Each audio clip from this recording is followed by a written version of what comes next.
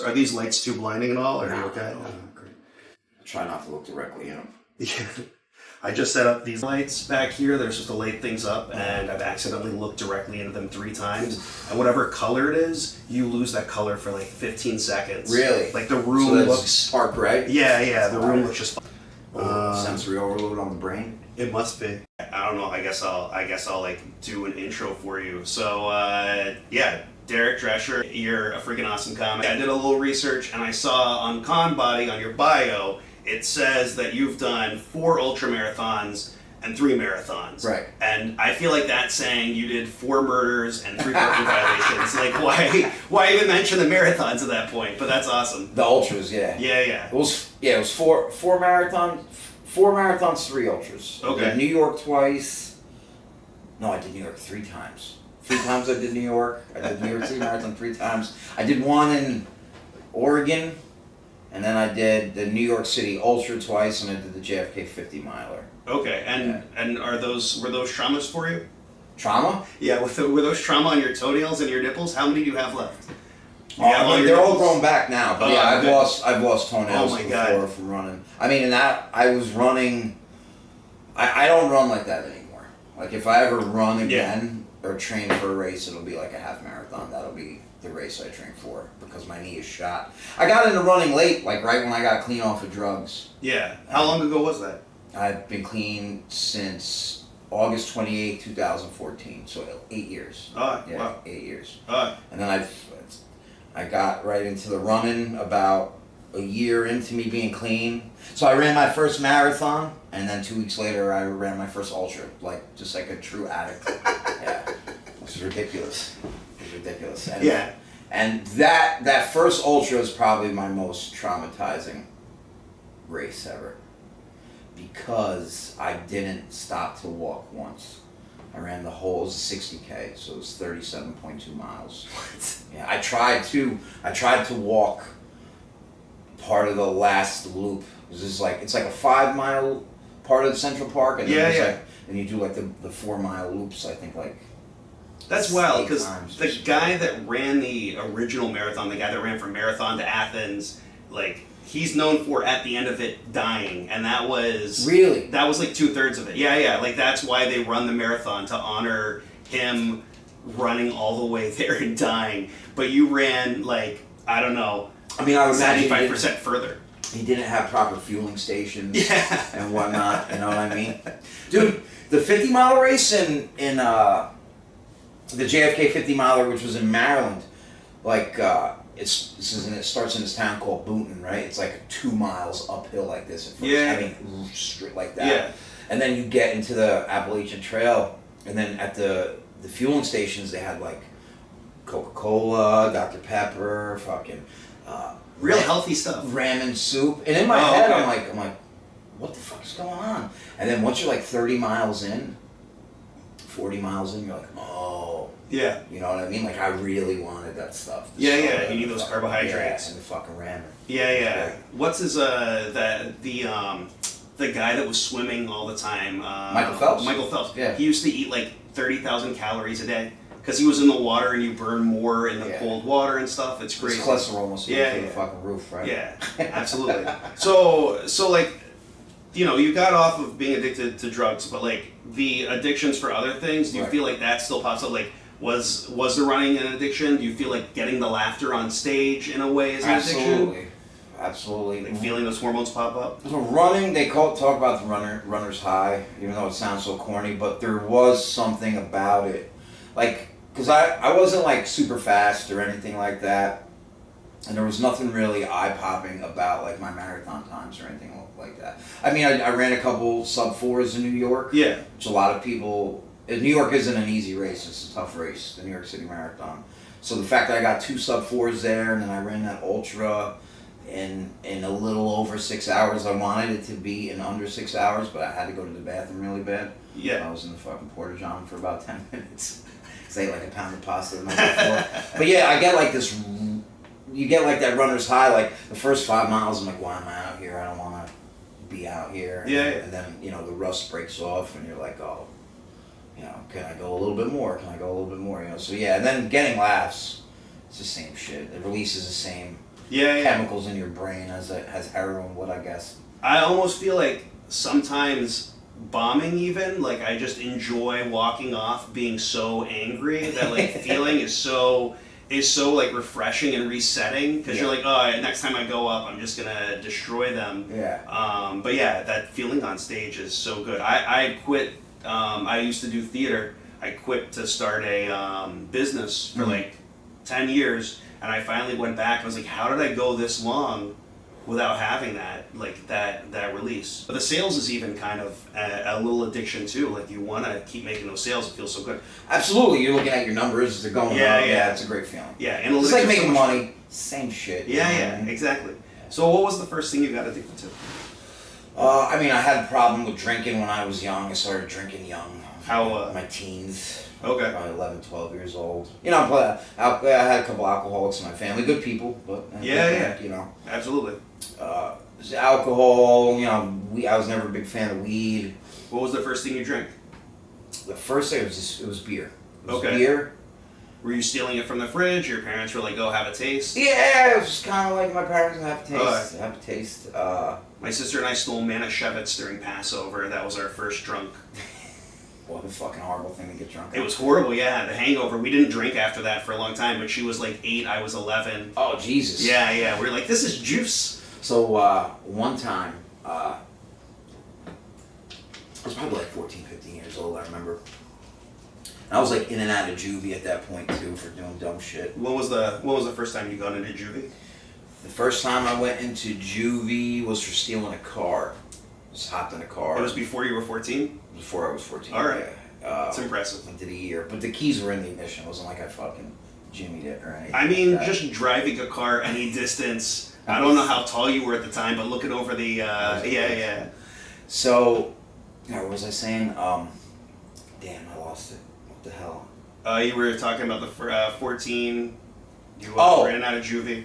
So, yeah, my mother broke her leg, right? And she had, like, these Vicodins. So, okay. So, like, I took a couple of them, and then I, like, went through the cabinets, and I found they had a bottle of vermouth.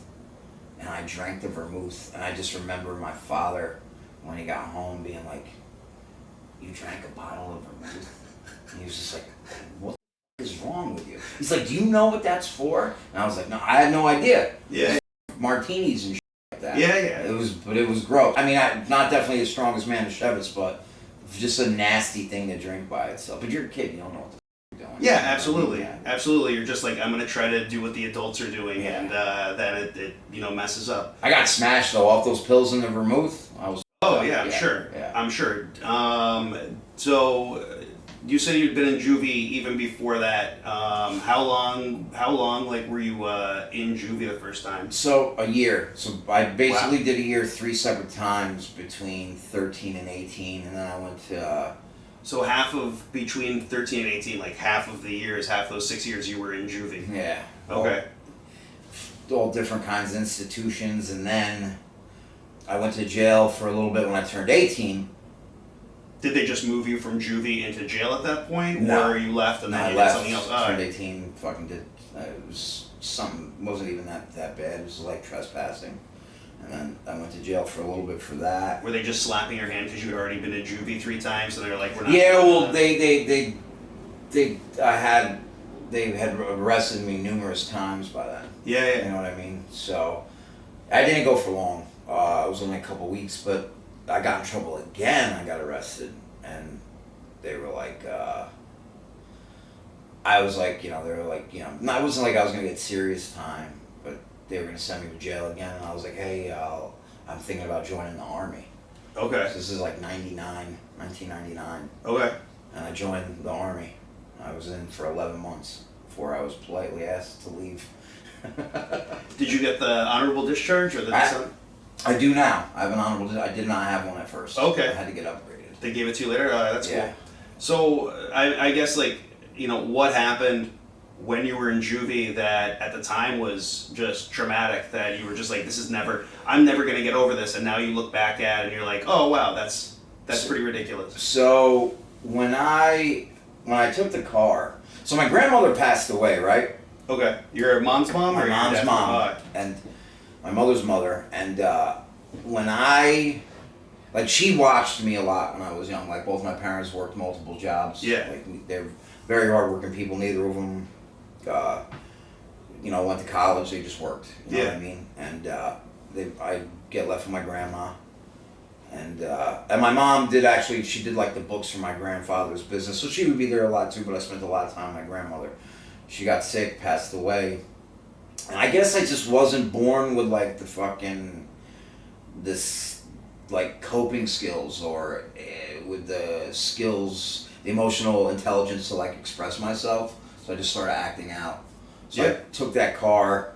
I remember, when the cops got me out of the car, they beat the shit out of me. They beat me out of my sneakers. Really? Yeah. How many cops were there? A lot. Oh. There was a lot. Did they just come in and start attacking you? No, I deserved it.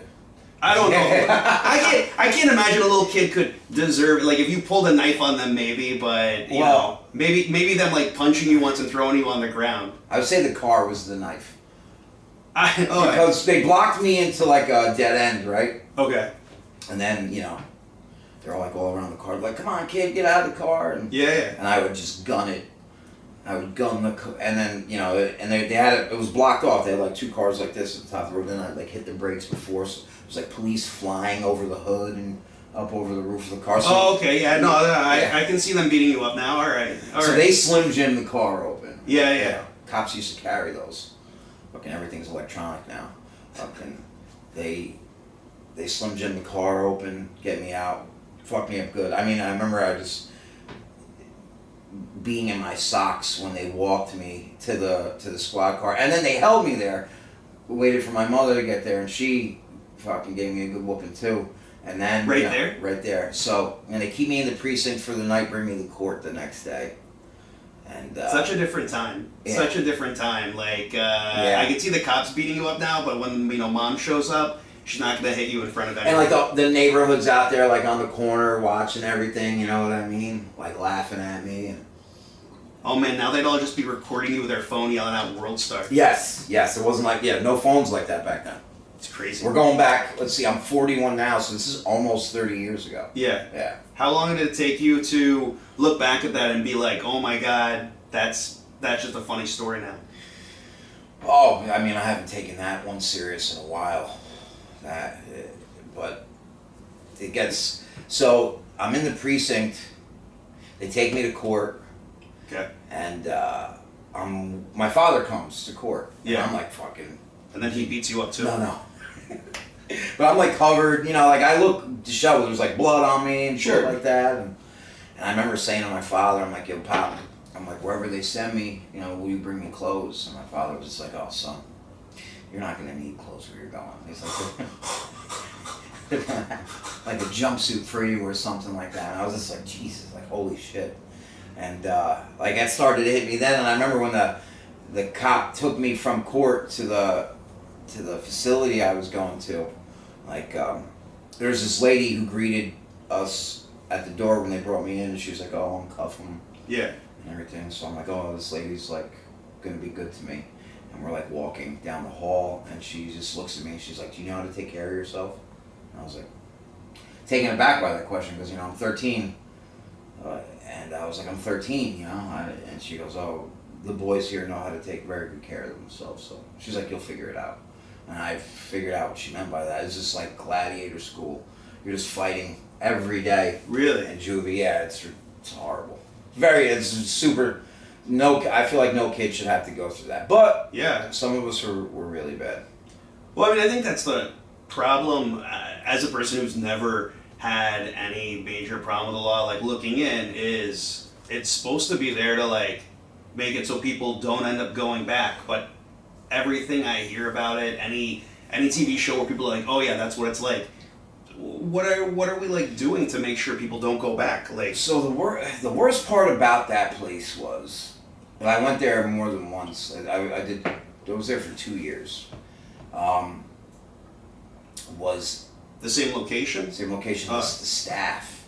Not all of them were bad. Like one guy taught me how to play chess. He was a good dude, but he wasn't there all the time. Of course. You know what I mean? So, and then we're kids. I mean, we're literal children. Yeah. I mean, I must have weighed like fucking 95 pounds. And I just, you know, you get manhandled by these adults.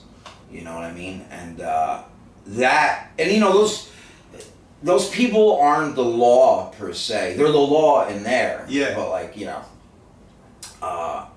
and I just, you know, it caused me and many other children that were there too to become like super aggressive and to react with violence like quick, because these are like fucking full-grown adults. Well, who's gonna trust you either? Like, if you go and complain about them, you're some kid in juvie that stole a car. Of course, nobody's gonna listen to you. Of course, nobody's gonna trust you. Like, and like one of those, I had like an assault of a police officer charging me for like the cop getting hit by the car and all that. So, and when they transported me, they're like, "What do you do?" And then one of the cops was like, "Oh, he put his hands on the cop," and he's like, "Oh, cuff this asshole!" Like the full fucking cuffed here with the belt to the shackles to the ankles and all that. What, shit. like you're like a 1600s prisoner or something? Yeah, exactly. That's ridiculous. It's crazy. That's ridiculous. So I remember they were really trying hard to get me on medicine too. They had a lot of the kids in there on like Thorazine. You know what that is, Thorazine? It's like the one that kind of like turns you off, right? Like you're just kind of numb. It's like it's a psychotropic, and it just makes you super lethargic. Yeah. And all that, and my mother at the time she had to say okay.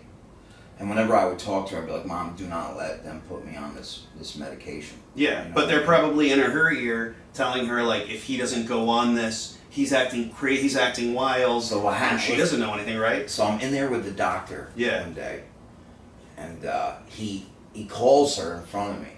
Like, we had like our he knew what the fuck he was doing. He calls her in front of me after we have our session, and he's like, "Hey, Mrs. Drescher, I think it would be a really good idea, you know, to get Derek on this medication. I'd had it up until that point. I was like, you motherfucker," and I made a fist at him. And she heard me say that, and he's like, "Oh, he's making a fist at me right now. Okay, thank you." And then he like started doing his paperwork, and I just like screamed, and I was like, "Ah!" And I started chasing him. And I started chasing him through the facility, and as he was like running through a door, his tie was like flailing behind him. I like grabbed his tie, and the door was closed, and I was like pulling on the tie, and then they like called this. They would call it the. So cinematic. Yeah, mad cinematic. They called what the hell would they call it? Intervention team. It's like intervention team. They like would come over. So it's like 7 huge fucking guys. Yeah. You know, are coming to get me. You know what I mean? And I just remember I was like in this corridor, like backed up against the wall, and there was garbage cans. And as soon as they came in, the doors, I just started flinging the tops, like they were like these tin garbage cans and throwing them. Yeah. Yeah, you know, this is I'm a child. Yeah. Going against like. You're like friggin' being Wolverine against a bunch of I didn't hold them off for too long. And then basically what they did, they fucking will wrap you up. They wrap you up in a Velcro blanket. Okay. And then they gave me that shot, and I was on that fucking drug for most of the rest of the time I was in there, fucking drooling on myself and shit. That's wild. When you came off of it, what did it feel like coming off of Thorazine after that long on it? You just feel more awake. You know what I mean? Yeah. And plus that Thorazine, there's so many, like if you give you diabetes, you fucking gain weight on it. Yeah. It does something to your skin too. Like it even says to stay away from the don't go out into direct sunlight while you're on it. And it like just did something to where like I used to get a nice gold tan, you know, fucking being half Puerto Rican, and now I just fucking turn beet red if I'm in the sun. Yeah, so yeah, fuck those places. Yeah, that's pretty wild. Anything like, is there anything that happened while you were there that you specifically use in your comedy, or like anything like when you were there with the other kids, any way of like telling stories that you feel like you still use on stage? I mean, yeah, I joke around about the this, you know, the fucking hitting the cop with the car. I'm talking about the people. They're like, oh, you know, I'm like, oh, because the other 2 years I did was a direct result of that incident because I was on probation. Okay. And I kept violating. Sure. So I was like, yeah, I did 3 years for stealing a car, my first offense, and people were like, oh, you don't get 3 years for stealing a car, your first offense. I was like, oh, I forgot to mention I ran over a police officer with the car. You know what I mean? Well, but also it's like, had that first offense never happened, whatever violations you had after that might not have meant anything. Right. Like, I probably did a ton of things. I don't know what the violations were, but I probably did a ton of things that were just as bad as those violations, but because I never had that first thing. And that's the thing about probation, man. It's ridiculous. Even when I got older, I remember, I forget what was the storm that hit? Was it Sandy? Sandy and Katrina, yeah. Sandy was the one, yeah. Here. That was like 11 years ago. Yeah, I was on I had to go see my PO during that. And I remember her telling me I needed to get in there, and I was like, it's fucking hurricane, man. Yeah. Like, she's like, before it gets bad, come in. I was like, nah. I was like, I'm not coming in, and fucking... I was like, no, for a week after that. I go, but nobody's coming in. And she's like, get your ass here. And I was just like, no, I'm hanging up now. And I picked up the paper, and I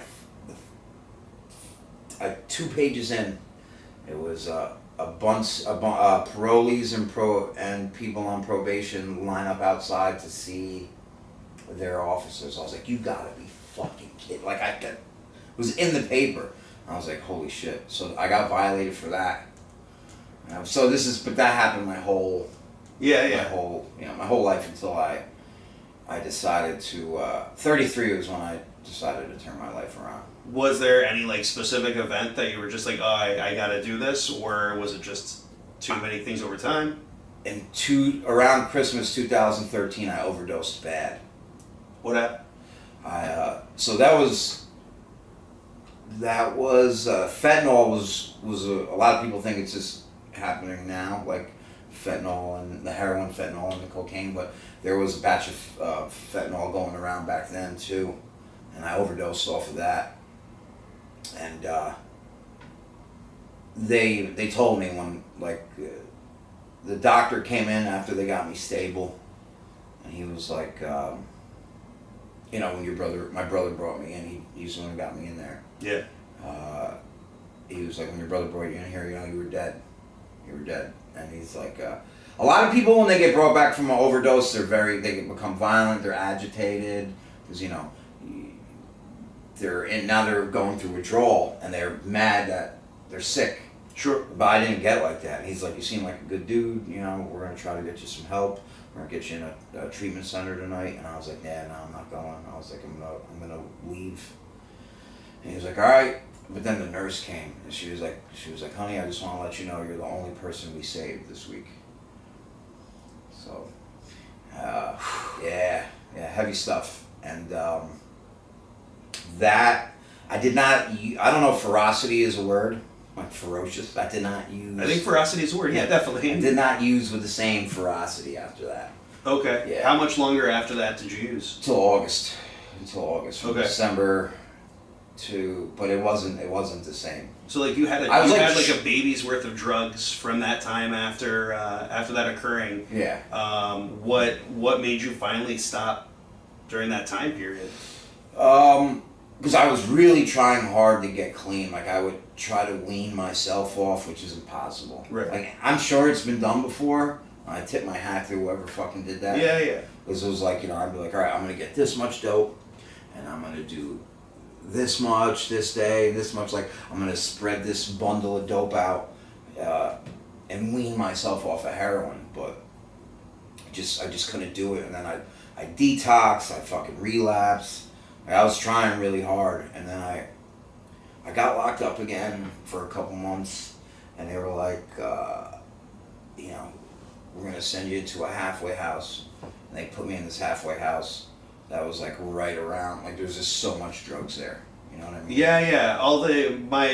My friend's girlfriend is in like a post-prison house up in Washington Heights. Yeah, and it's such a dangerous area that she has to, when she's going back from his place to where she's staying, she has to have like a weapon on her because she's worried she's going to get attacked. But if she gets caught with that weapon, it's not, she's back in. Yeah.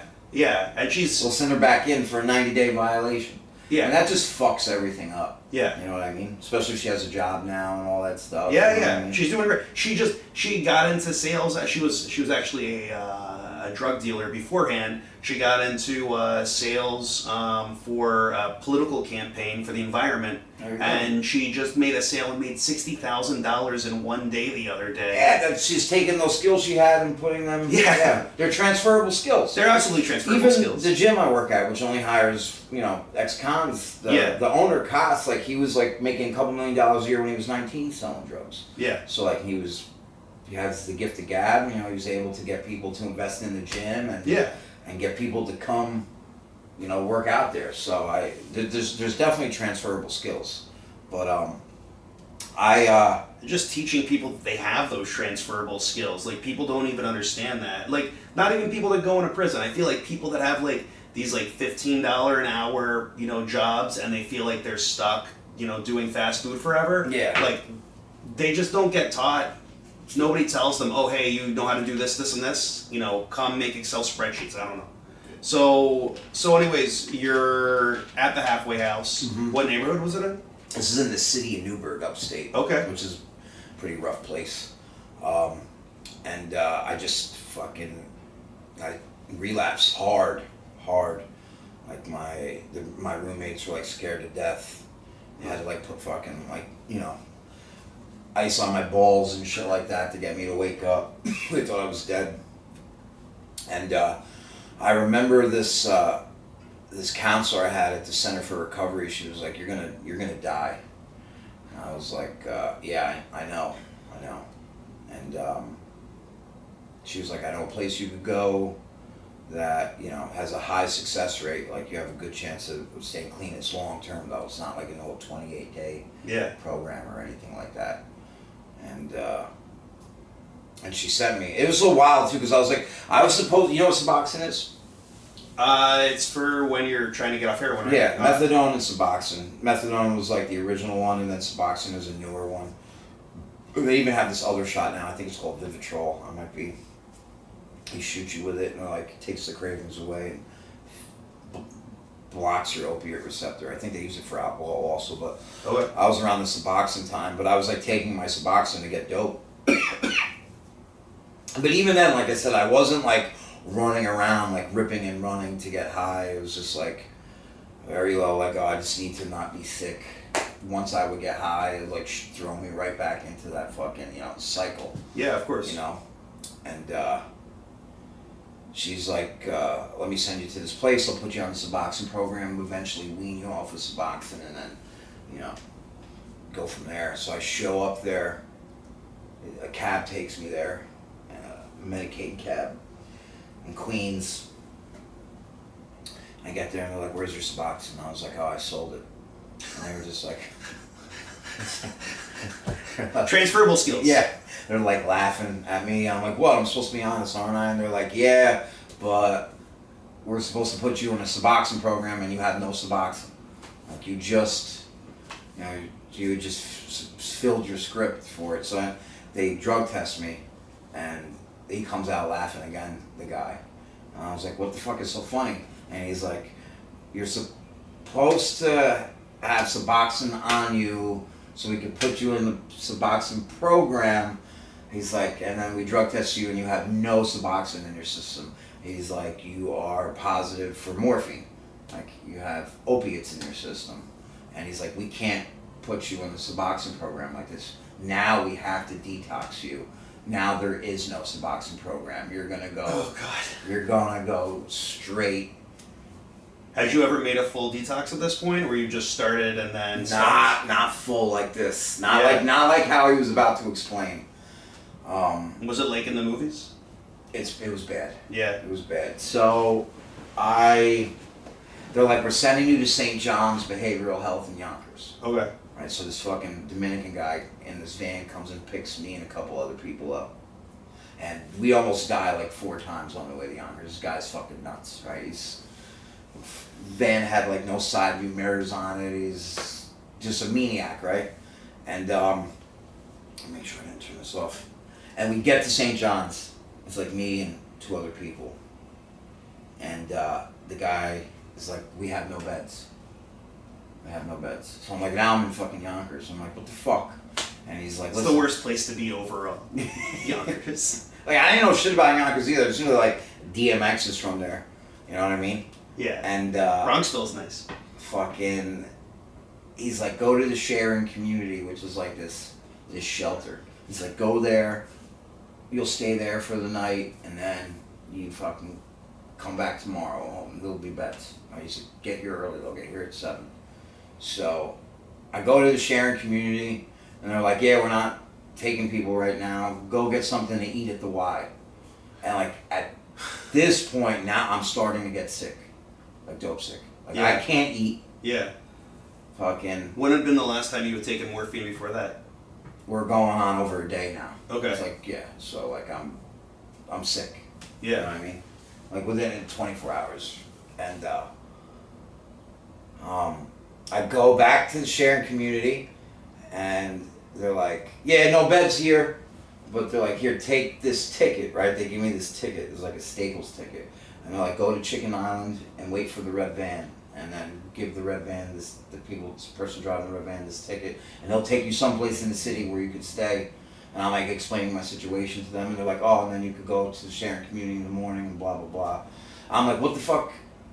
They're like, go to Chicken Island. I'm like, what the fuck is Chicken Island? You know what I mean? What is that? And they're like, oh, just follow the people. So I got my ticket, and I follow this migration of people from the shelter to this place called Chicken Island, which used to be like a fried chicken spot that closed down. And it was funny because it was like a chicken like on an island. That was like their sign. Like a Caribbean chicken spot, you know. And you're all just standing there waiting to get a so that, like some people have different colored tickets, like blue tickets, so a blue van would come and all that. It was like all color coded, right? Like this system that had worked out. And then the red van comes, and then like it was the last van that came, and then like I got to the door, and they're like full, close the door. So it's this me and this dude who's like whacked out of his mind on K2. You know what K2 is? It's the fake marijuana. Fake marijuana. Yeah. A bunch of people in Florida died from that like 12 years ago. It's crazy, and they just sell it in gas stations. It's nuts. God, I've seen some people do wild shit on that. Just fucking shit themselves. I mean, this guy wasn't even... He wasn't even speaking English, and it wasn't because he was like a foreigner. Yeah. It's like he was just speaking complete gibberish. Yeah, like, I don't know how to even get back to the sharing community now or anything like that. And then he starts walking.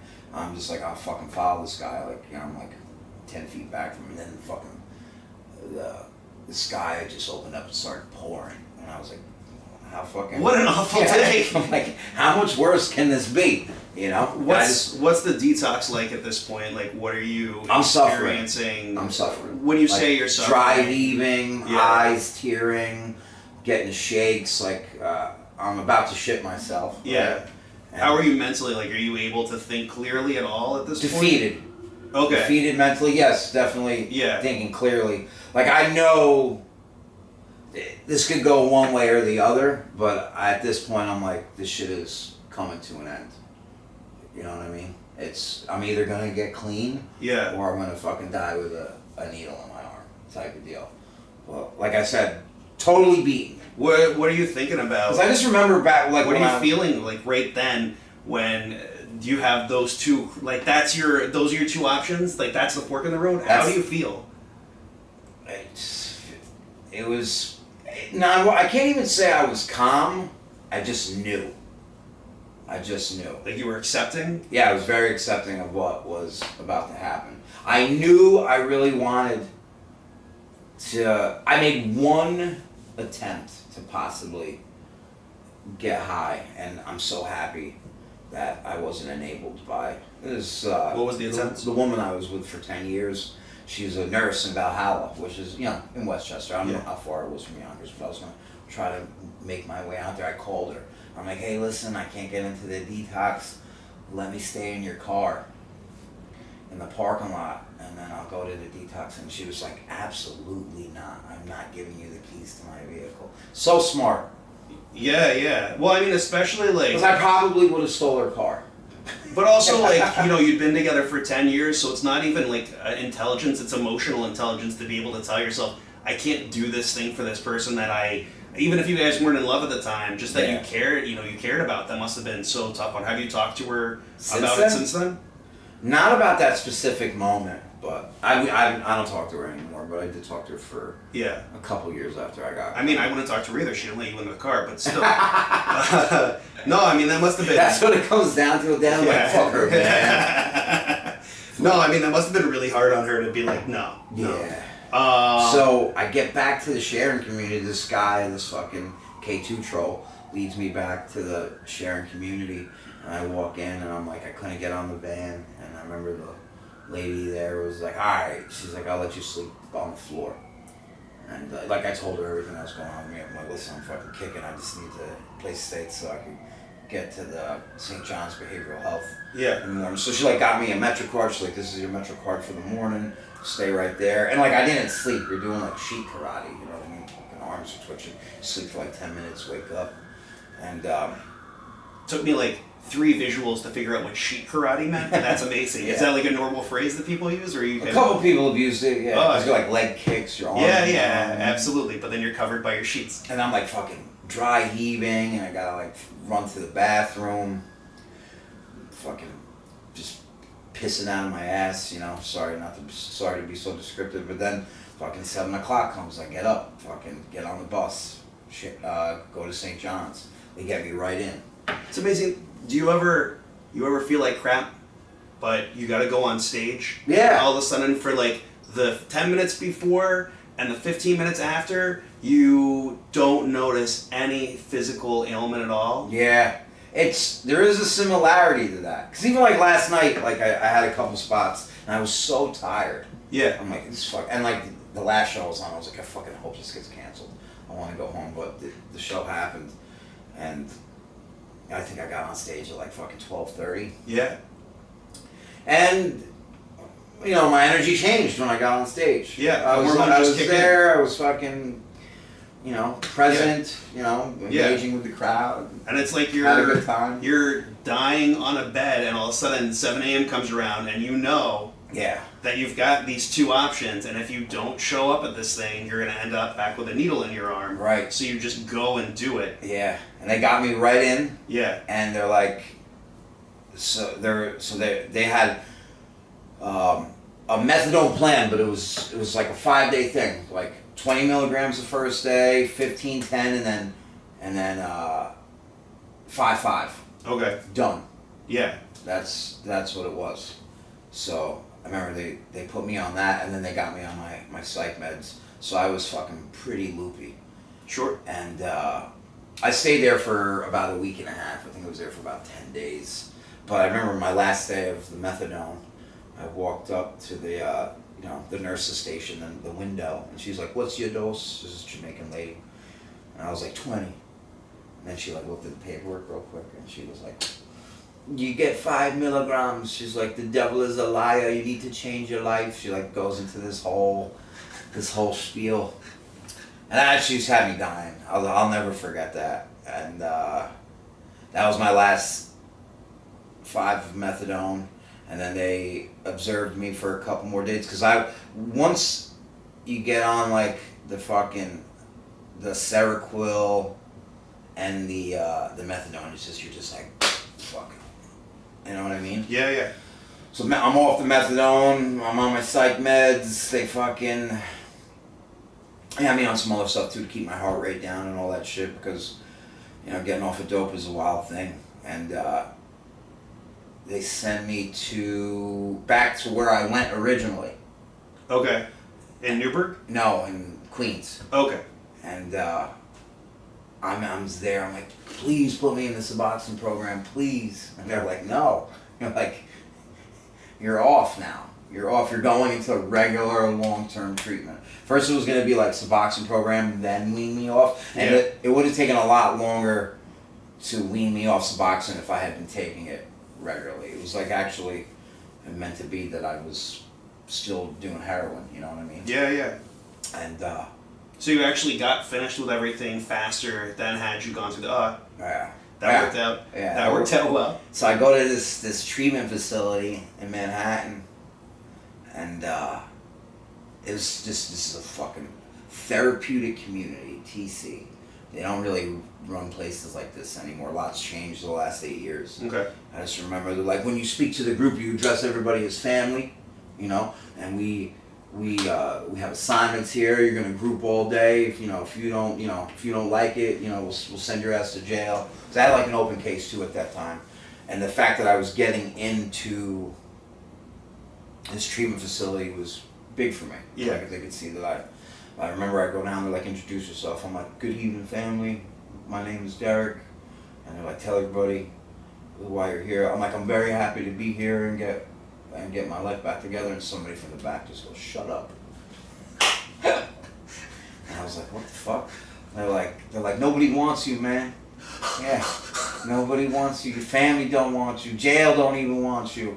And I was just like, what the fuck? You know what I mean? And then we would group throughout the, like, 5 times a day, serious groups. Yeah. And there's guys in there bearing their soul, and there's new guys like me that are all like exposed nerves. And then you'd share, and they'd be like, nah, he's full of shit. Like, because they would call it giving testimony. You're giving your testimony, and they'd be like, nah, he's no good. Did you ever get called out for, but I mean, you were telling the truth and they still called you out? Yeah. Okay. Yeah. I mean, there's always a little bit more, though, you know what I mean? Yeah, okay. You know what I mean? And it's also like, even if what you're saying is true, is there conviction behind it? Okay. You know what I'm saying? So, yeah, I did that for 18 months, man.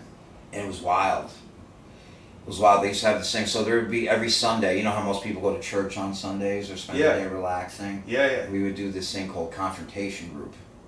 So, this is 40 men in a house, like, fucking, who've had an issue with substance abuse, formerly incarcerated. Some of the guys in there are looking at serious time, 10 years. Yeah. And so, say you and I are we're in the day room of the facility, and I'm not supposed to have coffee in there. And I'm in there with a coffee, I'm just like, hey. And somebody would see that and then put on a confrontation slip. Derek does not respect the house rules, and this worries me. I feel like it might lead to him relapsing or falling into recidivism. And then they would put that in the box, and then. So 1984. Yeah. So on Sunday you just show up and they start reading off. So everybody goes into a group, and then there's the box. There was a key in it, and then whoever the house manager was would open it up, and he'd be like, "Oh man," and he'd pull out these slips. Right now, this was the thing about this group: if somebody dropped a slip on you, and you didn't drop one back on them, you had to sit and listen to everything they had to say, and you could not react or say a word. They used to call it holding your belly.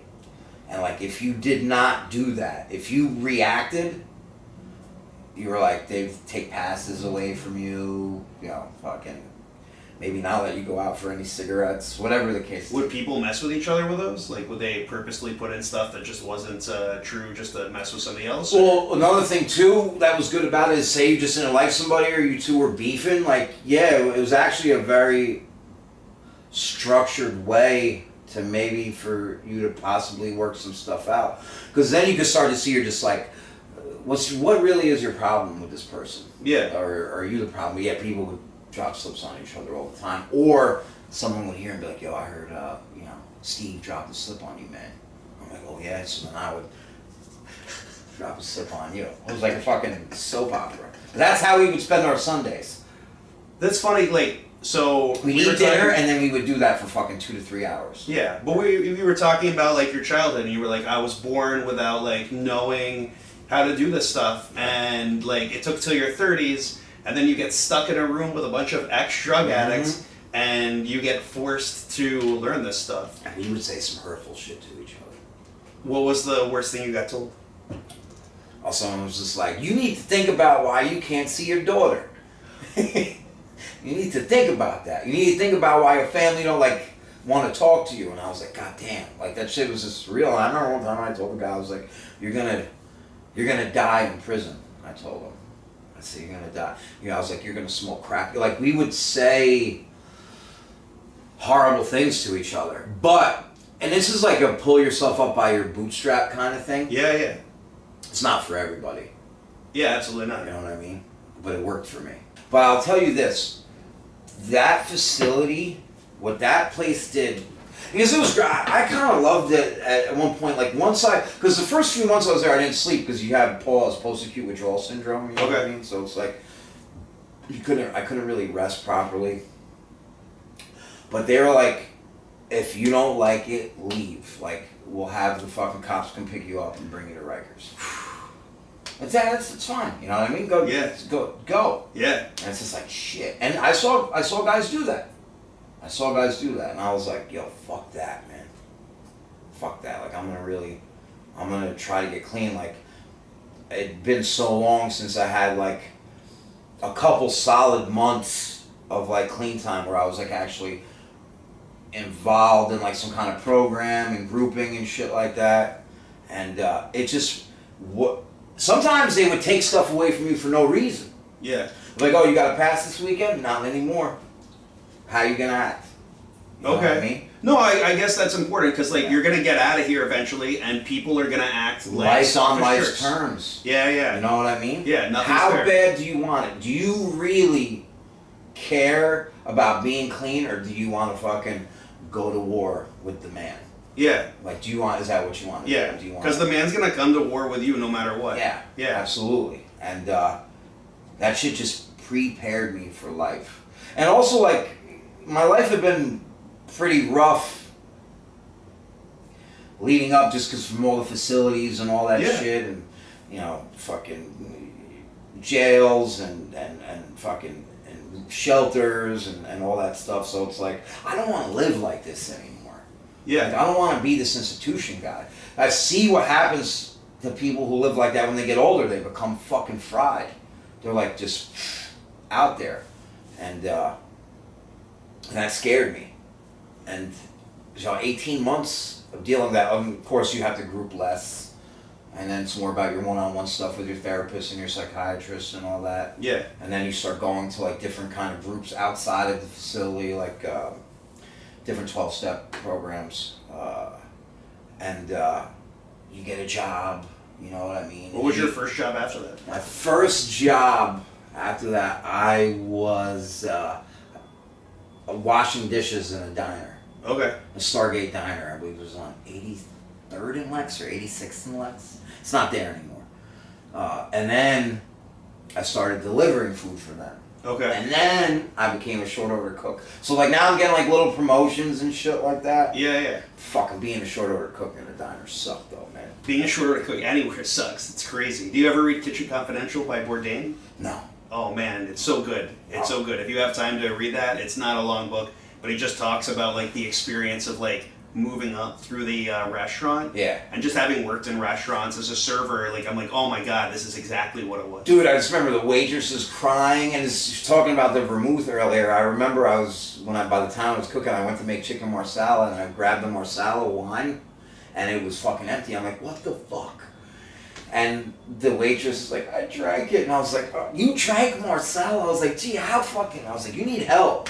And then we had to like send one of the guys out to go grab marsala. But when I was in that kitchen, I was like, dude, this is worse than the streets. Like, I'm going to catch a charge in here. I remember the fucking owner, a little fucking piece of shit, dude. He's back there in his pointy shoes and his white pants. I remember I was fucking doing some lamb.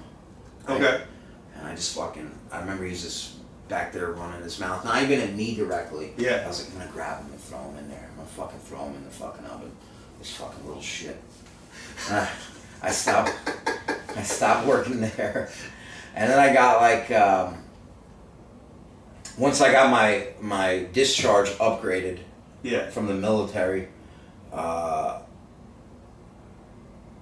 started working in the VA. Okay. But as part of a program. Yeah. I was in the engineering department, like fixing shit. Yeah. And all that stuff. And then I got like my peer mentor certification and certified alcohol substance abuse certification, like counselor, which is crazy to do. Like to get that a year in, I'm still trying to figure my life out. Yeah. Then I started working at a shelter on Marcus Garvey Boulevard in Brooklyn. which I would say was like my first real job. Okay. You know what I mean? And I just basically saved a lot of people from ODing with Narcan. Fucking at that place. That was a rough place to work and rough place for the guys to live. And I've heard a lot of people say that teaching actually teaches you more than the first time around when you're learning. Right. Do you feel like being in that position taught you more about staying clean and not making mistakes? Is it the same thing for that? Or well, it kept it green for me. Like Okay. just the situation is like, damn, I'm like one bad decision from being on the other side. Yeah. You know what I mean? And a lot of shelters are fucking worse than fucking jail, bro. It's rough. They're rough places. And then, yeah, just seeing it from the other side, it's like, damn, like, these dudes are in so much pain. This is a horrible, horrible life. Like, no human being should live like this. Like, Yeah. and some of them untreated mental health and stuff like that, and it's tough, but it's like, shit, like, you feel horrible. I mean, I think... When I went to bed at night, Yeah. I was like, yeah, I have nothing. Like, I worked today. Yeah. And I did some good in the world. So that I'm not going to be staying up thinking about that. You know what I mean? Yeah. Yeah. Yeah, absolutely. I think we're going to look back, you know, by the time we're in elder care and see that almost everyone in the world is dealing with mental health conditions. Like, you sit down and read like the antisocial personality disorder description and stuff like that, and you're like, oh, that's my friend, that's my friend, that's my friend. They just haven't gone to the point where they're serial killers or where they're, you know, Right. blah blah. But it's there, and we just don't fix it. We just let it sit there in this society and fester and grow, and it's the person's problem. Yeah. And those poor people that end up in the shelters with those like deep mental health problems, and like they can never get out. Right. You know. It's a horrible, horrible cycle. But you can't force treatment on anybody either. Right. And I get too, like, you know, sometimes medication does help make some of those things subside. Fucking maybe forget to take it for a day or two. You know what I mean? Yeah. And you know, so it's definitely, there's so much stuff that's like pushed down our fucking throats and in through our ears into our brains, fucking in society, that this is not healthy. Yeah. Absolutely. You know? And then you know it's not healthy, but you partake anyway. I should keep it on me. But I partake anyway, yeah. And then I ended up getting a better job. I started working in Jersey, in the engineering department at a hotel. I was there for a couple of years. And then, once I had a couple of years clean under my belt, I started working for a nonprofit where I, you know, work with people who've been through what I've been through. Yeah. So, Yeah. What's the name of the not-for-profit? I'm not gonna say. No. Okay. Yeah. Cool. All right. Fair enough. Yeah. They don't need your marketing help, I get. No. From the 40 people that are gonna watch this. No, I'm always worried I'm gonna get fired too for something for a joke. Fair enough. That's the one nice thing about, like, I work for myself, so like, I don't know. I do care, but I don't care that much. My boss did tell me, she's like, it's just so funny too. She's from England. She has the coolest accent. She's like, I can't even do it right now. But anyway, she's just like, you know, comedy is comedy, and that's. She's like, I never want you to ever worry about anything like that. But, you know, it's so strange that people don't understand that they come to a comedy show and they don't get that there are layers to the joke. Yeah. There's subtext. Yeah. To everything. Yeah. Like, I have a joke about, you know, being clean off of heroin for 8 years and being like, I'm happy I'm clean, but my life is boring now. You know, like, the most fun I've had the past few years was when the vaccine came out. And, you know, and people are like, there's something dangerous in that needle. I'm like, oh, really? And I've had people come to me, even like on podcasts I've done years ago, where they're like, how could you joke about it? I'm like, because it's my life. Yeah. And there's humor. How can you not joke about it? There's humor in to me, and like, people being like, you don't know what's in it. And I'm like, yeah, I know, I get that. Because for years I would shoot, I don't know what's in this fucking, this bag, this paper bag that I'm buying, you know. There's humor in me stealing a car when I'm 13. There's humor in me I feel like committing fucking, when I would rob for money. Yeah. Like, I remember I was robbing these drug dealers one time, and they were like, do you know who you're robbing? And I was like, yeah, I've been watching you for weeks. I fucking know exactly who the fuck I'm robbing. So, They're like, we just want to make sure, okay, have my money. Yeah. I'm like, give me your wallet. Now I know your name, too. So. Has your family gone to see your stand-up? No, they've never seen me in person. My brother did before he passed away. When did he pass away? He passed away not this July, the July before, so about a year and a half ago. Fentanyl. Okay. Yeah. What did he think? It was, so he saw me bomb, and he saw me do well. He's seen both. But even when I did well, he's like, yeah, you did better than last time. He's like, he's very, my brother, used to, he came from the same school as me where we give each other shit. But he got shot. Oh. But that's not how he died. He died from fentanyl. He got shot, like, point blank range, 2 gunshot wounds to the abdomen, and survived. Wow. Which was, like, fucking nuts. Did they hit any organs? Yeah, his liver, lung, cracked ribs, his stomach, and chipped the vertebrae on the way out of his back. Yeah, another like 1/8 of an inch to the fucking. He would have fucking. Who was this? Why did it happen? They're trying to steal his car. They're trying to fucking steal a Nissan Rogue. Like, what the fuck is wrong with people? That's not even worth 2 bullets. I know. Bullets are expensive. Maybe they shot him because he had the Nissan Rogue. You know what I mean? But I just remember he was in a coma. And you got bad taste. Bam, bam. When he was in a coma and he woke up. We're all like, that was so traumatic. I remember when I was at work. I just started the job as a counselor. Okay. And my mother called me 3 times back to back to back, and I'm like, oh, something's wrong. I called her. She's like, your brother's been shot. I was like, is he alive? She's like, yes. And I was like, where is he? Now when she calls you 3 times in a row, she's like, I can't find him, I saw him. Well, the next time she called me 3 times in a row was when she told me he passed away. I was like, fuck.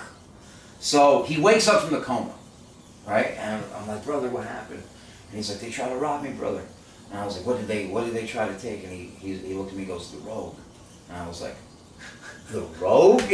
I was like, are you fucking serious? And then he fucking just fell right back asleep. And I was like, he had like fucking full coverage on that, didn't he? Like, what the fuck is wrong with this guy? But 17 surgeries, he fucking survived, made a full recovery. He ended up relapsing. He did cocaine and had fentanyl in it. It's just crazy because they were like, your brother did have fentanyl in his system, but he was also positive for COVID. Oh, wow. It's like, what is it? They put fentanyl in the COVID now, too? Not just in fucking cocaine. But my brother was a good dude, man. I'm glad that I was clean and I got to spend a lot of time with him those last few. I wish he hadn't gotten shot. That's not. But he stayed with me while he was healing. And it was just good to have him around. I'm happy I was able to be a halfway decent big brother. Because if I was still using, I wouldn't have. Of course. Got to spend that time with him. But I took him to a show one night. He was really self-conscious about, he had a colostomy bag for a little bit. Okay, yeah. And dude, they didn't think they were going to be able to reverse it, but they did. They got him to be able, That's great. So, Big J Okerson is like one of his favorite comedians. He's like, yeah, he's one of my favorite comedians. Your brother had good taste. Yeah. I used to watch him, like, when I first moved to New York, like, 12 years ago. I would go out and, like, hit him up and see at the different cellar shows and all that shit. I've never actually, like, met him or talked to him before. I would just go watch and then be like, oh, that's so cool, and then leave. Yeah, that's badass. So I got a cool story about that. So, fucking, we go to see Big J. I remember fucking my friend Karen Fiend was hosting the show. And she fucking, my brother wanted to sit up front, and we're sitting up front. Yeah. So, and she was like, what do you two do? And I was like, oh, I teach prison style boot camp. And she's like, what, one dude gets on top of you and pushes him up? And then she's like, fucking, you look like you work at a comic book store. You know, she's doing like the whole roasting thing. And she's like, you're a fitness instructor, but you left your friend behind you. Talking about my brother. Now, my brother, he was a portly guy, but he looked bigger than he was because the bag would fill with like gas and shit, and it would push his shirt out. And my brother was pissed. He was pissed. He didn't know how to beat on that. I remember we're on the train heading back to Brooklyn after the show, and he's like, just me and him on the car, and we're just sitting there, and he just, out of nowhere, he just goes, I'm not fat.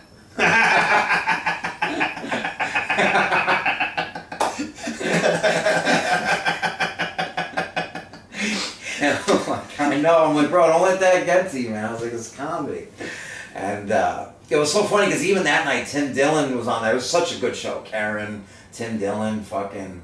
was this when he was still living here? Big J. Yes, he was still here. Well, I was like back and forth, I think, between... Like, he had started doing the Tim Dillon show in L.A. at that point. Okay. But he was on stage and he goes, you see these fucking guys right here? He goes, they'll kill you. He goes, they'll stab you in the alley. And he's like, but they're playing the long game. He's like, I bet you they're millionaires. It was just a fun night, and Big J went up and fucking ripped. So, when I got the news my brother died, I was actually at the stand. Oh, wow. And they were, Pat Milligan, the booker, great dude, was like, he wanted to do like, he saw that me and Geo were doing shows. Yeah. And we were like convict comedy and all that shit and blah, blah, blah. And he's like, I want to, maybe give you guys a chance to do your show here. So we're waiting to talk to him. Yeah. As we're waiting to talk to him, my mother calls. I sent her a voicemail, and then she calls again. I sent her a voicemail, and then she called again, and I was like, fuck. So I told Gio, I'm like, I gotta go take this call. And I call my mom, and I'm like, what's up? And she's like, your brother passed away. And I was like, fuck. I was like, are you sure? And she's like, we're pretty sure. She's like, I love you, I'll call you back. And then I walk over to Gio, and he's like, what happened? I'm like, my brother died. And he's like, yo, let's get the fuck out of here. And I was like, no, let's hang for a second. Because I was just... And Pat came out, I was like, congratulations, you guys got your show. We'll do one off, see how it goes, See how it goes, but congratulations. And then we left, and fucking, yeah. I cried so hard, man, for, like, I didn't sleep at all through the evening. He passed on a Thursday, I believe. And, that weekend, like, I didn't have any shows booked, but I just remember I was like, I need to get out of it, because I was just crying in my apartment. Yeah. I was like, I need to walk around. And I walked by some shows, and people were just like, yo, you want to go up? You want to do time? And it was just super cathartic. I had some fucking, I was stringing good sets together, like right after my brother had passed away. And,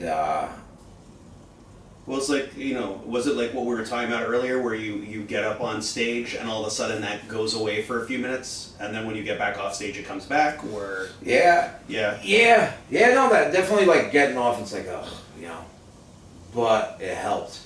It helped a lot. Yeah. It helped a lot. And my comedy, the jokes I tell, are, I don't really do too much observational stuff. It's just like my experiences is what I would like to do more observational stuff, like, it's my observation, I guess, but, I don't really have any wild takes on, like, on a lot of stuff. I just know, like, for me, like, being addicted to heroin and getting off of it is funny. Yeah. And being a Puerto Rican Jew is funny. My only app joke is a Citizen app joke, which is based in crime. That's funny to me, too, fucking robbery is funny to me. Fucking I think killing that's... pedophiles is I like that's shit like that. That's my comedy is based in my lived experience. Yeah. You know what I'm saying? But I mean, I think that if you were to get into that sort of comedy, it's gonna be about your point of view. Like, you can't have, like, I don't want to have kids, so a lot of my... I'll beat them. Yeah. I'll beat the shit out. Because I'll be too good of a father. I won't, like, do anything but, like, be a dad. And I'm like, I like being selfish. I want to be selfish. Right. So a lot of my jokes are, like, about that somehow. Yeah. Or my intrusive thoughts. Right. Just the weird stuff that pops up in my head. So I don't know. I think if you write that, it'll just come out. So you got beat up in Korea. Was it while you were in the military? Yeah. I walked into the middle of a protest. They were protesting us being there. As well, they probably should. We've been there for way too long. But I had no idea what the fuck was going on. I had my headphones in, Bub Sparks album just came out. I was listening to that song, It's Getting Ugly. I'm just walking around. I just bought some underwear. I remember the day. And I'm just like looking around. I see like a dude yelling with a megaphone. I'm like, oh shit, what's going on? And then I realized they were yelling at me. And I walked out into the middle of the scene and they just started beating me up. And I fucking ran. Ran back to post. And the alleyways in Korea are very narrow. So it's like, I know once I get back to the alleyways, I'll be alright. Okay. Yeah, it was crazy. Is it weird when K-pop comes on now? K-pop, it's weird sometimes. I don't want to sound anti-Asian or racist, but like, you know, if I'm in Chinatown, I get a little nervous. Yeah. No, fair enough. Waiting for the F on Grand? Ooh. Yeah. I think most Asians hate K-pop actually, so it's okay. Yeah. Most Asians hate each other, so you're fine as long as you're specifically hating Korea and it's a non-Korean audience. The Japanese, I think, are the most racist. I think they are. Let me make a take on racism through racism. No, it's very interesting, like what happened after World War II and like what they did during World War II, and how they view things. So I have like the woman who does she's my good friend, but she also demos my class for me sometimes when I teach at Pound Body because of my knee. Yeah. Her name's Masato. She's from Japan. Yeah, I watched some of your guys' videos. I'm like, she's so funny, right? Yeah. I'm like, you guys don't like the other Asians, right? And she's like, Japan, best. You know, Japan is the best. Chinese, no good. Korea, no good. Philippine, really no good. And so it's like, and I remember even there were some Chinese people in Korea that I feel like were looked down upon by the Koreans. And I didn't have the best interaction. So like the Koreans I did interact with a lot on base. Yeah. You gotta remember too, I was in the Army for 11 months. And the reason why I was good while I was working. What were you doing in the Army? I was a combat engineer, bridge crew member. Used to build bridges and some explosives. The fact that I got in is crazy. Like, I told my recruiter all the stuff. They're desperate. They're desperate for people in there. Nobody wants to go into the military anymore, right? I would never be able to get in now. Really? Yeah. No, they've because so many people joined after 9/11 that they. Oh, okay. Yeah, they started like getting people out. Like even if they wanted to stay, they're like, no, you're like if you don't make a rank by a certain amount of time, you're done. You're out. Yeah. So yeah, now I would never. I think I heard if you have like 3 bad speeding tickets, they won't let you in. Even if your credit's bad now, they won't let you in. So fucking. They want you to have good credit so they can steal all your money. I get in, I'm a criminal. Yeah. I'm a criminal. Like, I've done, like, basically 4 years. You drove over a cop. Incarcerated, yeah. And, like, so that's they call that a youthful offender. Yeah. But you can still see it on my record. It's a felony. Sure. You know what I mean? And, but yeah, I get in. I remember I'm telling my recruiter all this stuff. He's like, dude, he's like, just lie. And the first time I went to MEPS, the guy started talking to me, and I felt like I was getting interrogated, and I left. Like, oh, they're going to lock me up. And the recruiter was so pissed. He's like, I told you what to do. He's like, just go. You know what I mean? And I did it again, and I got in. And I remember my security clearance, they got a hit in it while I was in basic training, so I was like, oh, the jig is up. You know, and the drill sergeants were like, the numbers you put on your reference, if they can't get a hold of them, like, you know, what can you do? So I had to go see the lieutenant colonel, and basically he was like, are you ready to be a soldier? And I was like, yeah. And he was like, all right, get the fuck out of my face. Go work with some explosives. Yeah, I know, right? Of all the things they teach me to do. So, but while I was like, they call it, like when you're on duty, they call it in garrison. Yeah. While I was in garrison, while I was like clocked in, it was good. It was when I was off. Because dude, you gotta realize, it's like we're sleeping in dorms. The Army is an institution also. Right. So I'm like, oh, he's a sergeant? Like, that guy doesn't seem so tough. Like if I fuck him up, now I'm the sergeant. But that's like what my thinking is. You know what I mean? Especially off duty. Off duty, I was a fucking maniac. Yeah, I was like, your rank don't mean nothing on these streets. You ever walk into a comedy club and you're like, if I beat up the booker, I'm the booker?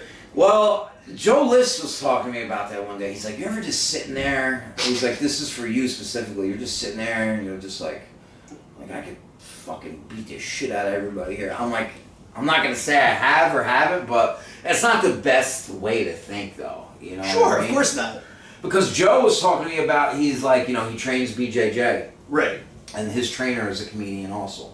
But he's who's his trainer? I forget. Okay. Diego Lopez, maybe? Okay. Something like that.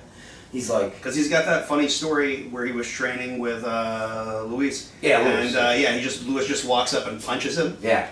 Yeah. Luis has been training for years. Yeah. Anyway, sorry. So Joe was like, in the world of comedy, he's a headliner, he's the big dog. But in the world of BJJ, he ain't shit. Yeah. So he's like, he was, you know, made a connection to that. And he's like, I can imagine for you that those thoughts would pass through your head sometimes. Well, I'm like, of course. You know, sometimes you eat shit, you know, from people that you're like, I'm like, this fucking guy. But I can't be running around acting crazy. Yeah. I mean, that's, you know, those thoughts run through my head. Mm-hmm. I've been in one fight in my entire life. That's good. Yeah. Well, if a fight comes to me, I'm going to be in trouble, but still, like, those thoughts still pop up in my head, but it's less of a thought for me, because I'm like, oh yeah, I wouldn't win. I would get beat up by Joe List. Well, the last fight I was in, I won. Congratulations. But, dude, I was laid up for 3 weeks. I was hobbling around, fucking, you know, because I'm old. Yeah, absolutely. 41. Absolutely. Yeah, I won it, but yeah. Cool, man. Yeah. Anything else we didn't hit? No, man, this was great. I fucking do it anytime. Yeah, that's awesome. Hopefully we got all the stuff you wanted. No, we have way more. I think it's going to be like two different episodes. What do you want to like tell people what's going on? Like, this won't come out till like probably late February, because I've still got to put together everything. I'm trying to record like 12 before I put anything out. Yeah. I got you. But listen to my podcast, On the Gate Podcast. It's me and Geo Perez, two jailbirds turned jokesters, two ex-cons turned comedians. If you're in New York ever, we have a show at the Stand every month called 23-in-1 Comedy, which is a jail term, which is 23 hours lockdown, 1 hour recreation. So that's what we all have during the day. We got, you know, everybody works, sleeps, and then you get 1 hour to play. So yeah.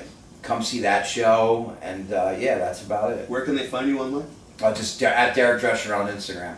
Oh, that's it. Yeah. Yeah. You got rid of Twitter. I see you have a TikTok, but you only have 2 posts up. Yeah, Melik Ben Yohanan on fucking Twitter, and then follow me on TikTok if you want. I fucking hate TikTok. Yeah. Thanks for having me, buddy. Yeah, man. Thanks for coming on. I appreciate you. It's awesome. Cool. Yeah, man. You think we got everything? Yeah, I think so. But if you have any other more traumatic events that come up, let me know.